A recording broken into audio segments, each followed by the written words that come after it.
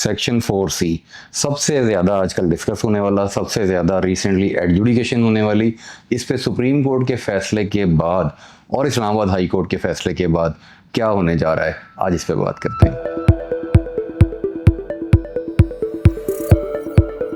Section 4C पे बड़ी बात हो चुकी है पहले भी। Tax on high earning individual है, 150 मिलियन से ऊपर जाते हैं आपको सुपर टैक्स देना पड़ेगा। उसके आगे रेट्स हैं, वो एक अलग बहस है। आज इंपॉर्टेंट चीज़ ये है कि किसने देना है। हर उस इंडिविजुअल ने देना है, हर उस टैक्स पेयर ने देना है जिसकी आमदन 150 मिलियन से ज़्यादा है। इसमें एक्यूमुलेटेड आमदन का जिक्र किया गया है। इसमें बताया गया है कि आपके बैंक के प्रॉफिट्स, आपकी कैपिटल गेन्स, आपकी सैलरी, आपकी बिजनेस इनकम, आपकी अदर इनकम सारी एक्यूमुलेट होंगी और उसके बाद उस पर टैक्स दिया जाएगा। अब इसमें कुछ टेक्निकल इश्यूज आ गए। टेक्निकल इश्यूज क्या है? जिन लोगों ने पिछले सालों में, पर्टिकुलरली लास्ट 2 ईयर्स में सुपर टैक्स नहीं दिया हुआ, उनको अब जो नोटिस आ रहे हैं और उसके बाद नोटिस के साथ ही ऑर्डर्स भी आना शुरू हो गए हैं 4C के, उसके अंदर उनकी रिटर्न की एडजस्टमेंट्स नहीं दी जा रही। रिटर्न की एडजस्टमेंट का क्या मतलब है? रिटर्न की एडजस्टमेंट का मतलब ये है कि मेरी विद होल्डिंग हुई, मेरे टैक्सेस कट गए, एट सोर्स कट गए, मैंने जब अपनी रिटर्न बनाई तो मेरा जो टैक्स वाजिबुल अदा निकला, उसके बाद जो अमाउंट बच गई वो मेरी रिफंड की शक्ल में पड़ी हुई है। अब जब मेरा टैक्स कैलकुलेट होना है, या अगर सुपर टैक्स मैं खुद से कैलकुलेट करता at the time of filing of return, तो मैं अपनी वो सारी की सारी इनपुट की एडजस्टमेंट उसके अंदर से ले लेता। होना क्या था कि मेरा रिफंड कम हो जाता, उसके बाद अगर कोई अमाउंट बचती तो मेरा पेएबल निकलता। अब यहाँ पे क्या हुआ है कि वो मेरा रिफंड एज इट इज़ पड़ा है। रिटर्न में मेरा carry forward with holding tax जो ज़्यादा कटा हुआ है मेरी डिमांड से, वो एज इट इज़ पड़ा है। लेकिन मेरे खिलाफ ऑर्डर हो गया और मुझे रिकवरी नोटिस आ गया कि आप सुपर टैक्स अलग से अदा करें। इस पे डिपार्टमेंट का मौक़िफ़ क्या है? डिपार्टमेंट की पॉलिसी मैटर ये है कि जी सुपर टैक्स ही आप अदायगी करें अलग से और रिफ़ंड आप अलग से प्रोसेस करवाएं। कोई बहुत अच्छा कमिश्नर अगर आ जाएगा तो वो ये आपको कह देगा कि ठीक है, हम आपका ऑर्डर कर देते हैं 4C का, और आप उधर से जाके अपना रिफ़ंड प्रोसेस करवा के तो इसके अगेंस्ट उसको एडजस्ट करवा लें। लेकिन अगर वो मिनिमम टैक्स है जो कि रिफंडेबल ही नहीं है, तो फिर आप क्या करेंगे? तो फिर इसका मतलब है आप 4C अलग देंगे, और वो जो आपका टैक्स क्रेडिट अलाउड था अगेंस्ट इनकम, जो कि आपकी इनकम पे टैक्स बनना था, उसके अगेंस्ट आपको उसका मिनिमम का क्रेडिट तो मिलना था, तो वो इसमें से क्या निकल जाएगा? ये कैसे हुआ है? इस पे सुप्रीम कोर्ट के फैसले की रोशनी में रिसेंटली इस्लामाबाद हाई कोर्ट ने भी इसको स्टैंड अलोन टैक्स करार दे दिया है, जो कि अलार्मिंग बात है। Parallel to that Lahore tribunal में, उससे पहले मुल्तान ट्राइब्यूनल में, उससे पहले कराची में भी इवन कुछ फैसले ऐसे आए हैं जिनमें रिफंड एडजस्टमेंट को अलाउ किया गया है। और पर्टिकुलरली कोर्ट ने ये कहा है कि आपने जो टैक्स पहले से दिया हुआ है उसमें से आप अपना सुपर टैक्स मिन्हा करने के बाद बाकी का टैक्स देंगे, या आपका रिफंड उतनी अमाउंट से कम हो जाएगा। अब इस बहस में कुछ टेक्निकल चीज़ें भी ऐड ऑन हो गई।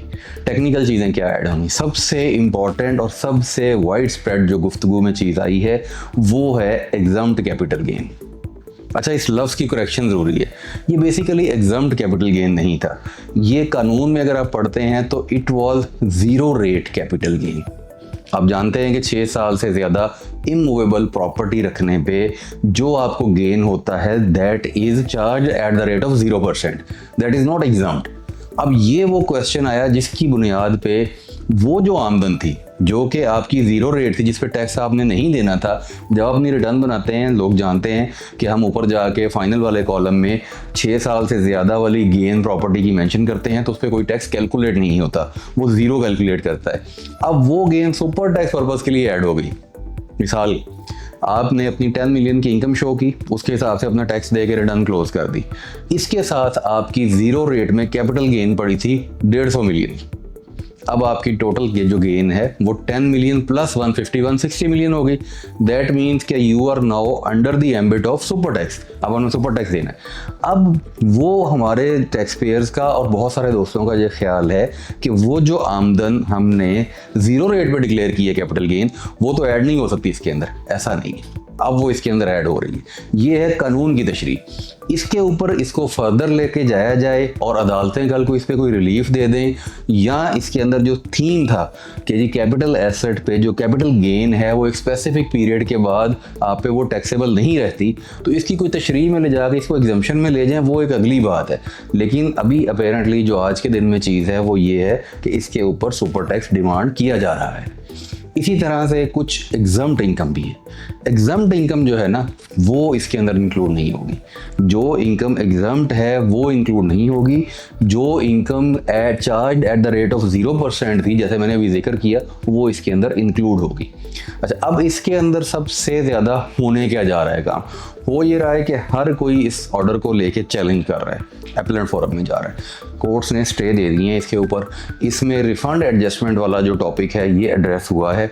इस पर रिसेंटली एम अकरम साहब, बड़े मशहूर लर्नेड जज हैं एपेलेट ट्राइब्यूनल के, उन्होंने एक बहुत अच्छी जजमेंट दी है इसके अंदर, जिसमें उन्होंने 5 सफ़ों पे एक ऑर्डर किया है, जो कि एक स्टे ऑर्डर था, मोस्टली एक सफ़े का होता है। उसमें उन्होंने बड़ी डिटेल से मेंशन किया है कि आपके जो रिफंड्स एडमिसिबल पड़े थे उनको पहले एडजस्ट करें, उनको एडजस्ट करने के बाद डिमांड बनाएं अगर बनती है।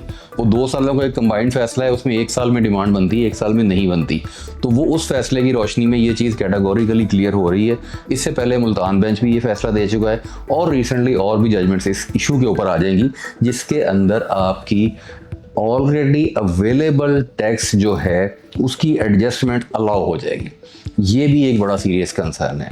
तो ये सुपर टैक्स के हवाले से चूँकि बहुत ज़्यादा डिस्कशन हो रही है, 4B में भी एक रिसेंटली बड़ा अच्छा फैसला आया है लाहौर एपेलेट ट्राइब्यूनल का, ग्रुप्स में शेयर हुआ है, किसी को ज़रूरत होगी तो वो मिल जाएगा। तो ये जो हमारा जो कि टॉपिक 4C है, इसलिए 4B को डिटेल से डिस्कस नहीं कर रहे।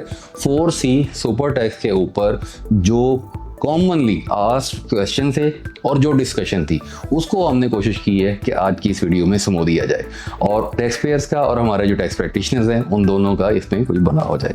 बहुत शुक्रिया।